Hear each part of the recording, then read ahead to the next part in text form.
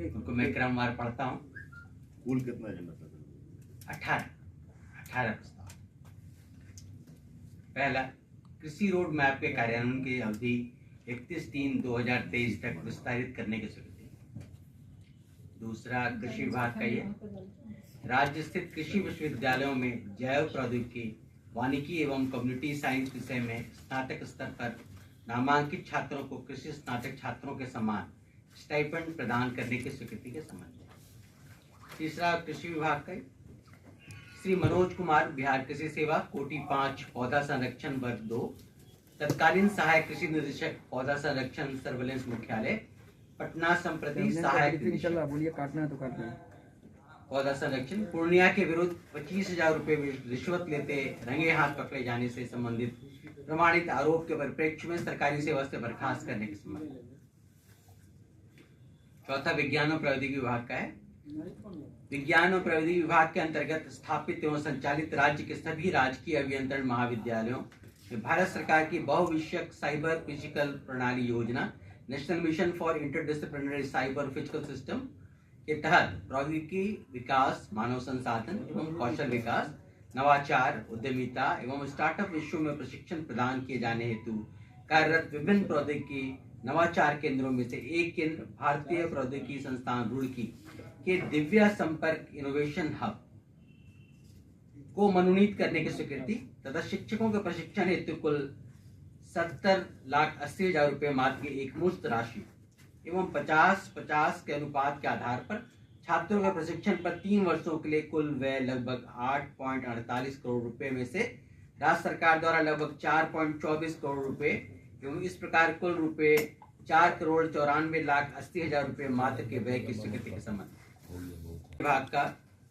श्री कृष्ण कुमार यादव, अधीक्षक राजकीय अतिथिशाला पटना के संविदा अवधि सामान्य प्रशासन विभाग बिहार पटना के संकल्प संख्या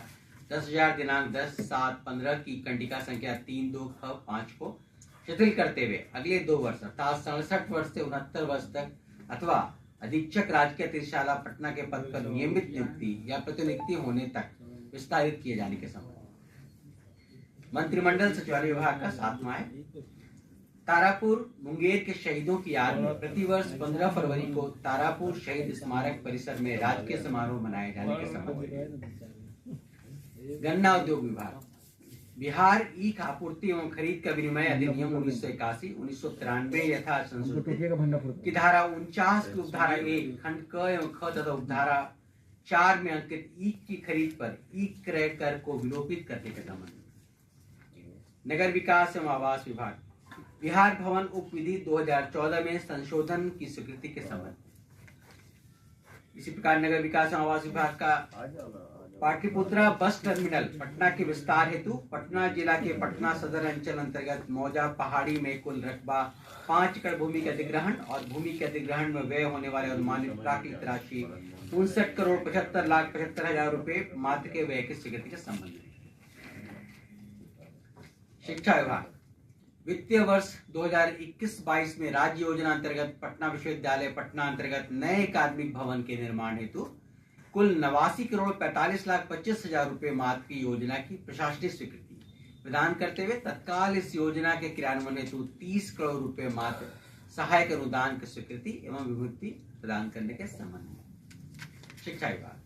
माध्यमिक विद्यालय विहीन पंचायतों में उत्क्रमित एवं नव स्थापित 3530 उच्च माध्यमिक विद्यालय के भवन निर्माण हेतु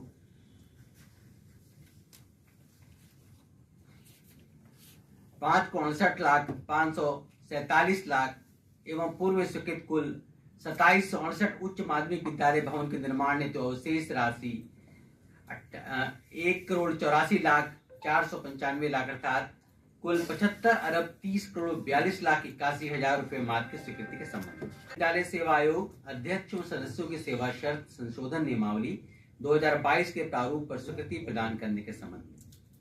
परिवहन विभाग अधिहरित एवं राज्य सात परिवहन या गैर परिवहन वाहनों की सार्वजनिक नीलामी की उच्चतम बोली की राशि को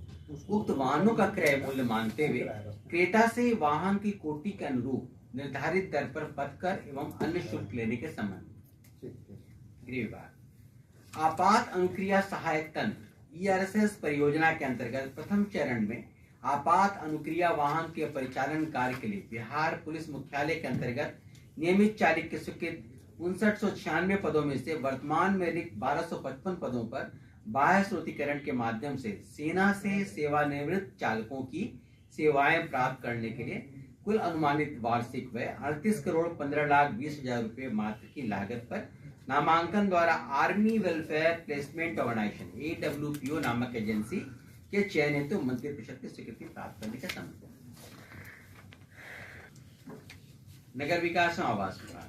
बिहार शहरी आयोजना तथा विकास नियमावली 2014 में संशोधन की स्वीकृति के संबंध। शिक्षा विभाग का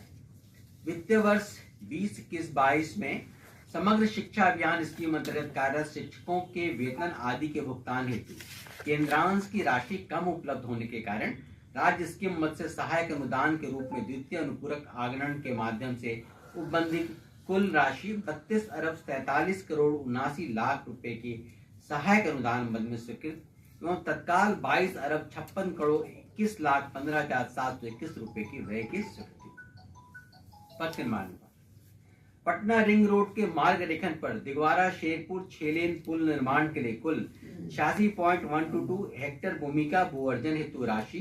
316,71,61,300 रुपए मात्र का अनुमानित लागत पर प्रशासनिक स्वीकृति प्रदान करने के संबंध में इस प्रकार पथ निर्माण विभाग का जन निजी भागीदारी PPP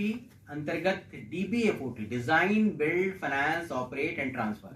पद्धति पर राष्ट्रीय उच्च पथ संख्या 31 में बख्तियारपुर से राष्ट्रीय उच्च पथ संख्या 28 में ताजपुर को जोड़ने वाली गंगा नदी पे निर्माणाधीन 4 लेन पुल लंबाई जिसकी 5.51 किलोमीटर है एवं 4 लेन पहुंच पथ जिसकी लंबाई 45.393 किलोमीटर है। परियोजना के टर्मिनेटेड कंसेशन एग्रीमेंट का पुनरुद्धार revival of terminated concession agreement परियोजना के शेष कार्य को पूर्ण करने के लिए प्रस्तावित 935.77 crore one time fund infusion waterfall mechanism प्राथमिकता निर्धारण तंत्र एवं अन्य संबंधित शर्तों की स्वीकृति तथा इस परियोजना के लिए प्रदत्त रुपए 1602.74 करोड़ की मूल प्रशासनिक स्वीकृति को कुल राशि रुपए 2,875 करोड़ 20 लाख मात्र का अनुमानित व्यय की पुनरीक्षित प्रशासनिक स्वीकृति के संबंध। नगर विकास एवं आवास विभाग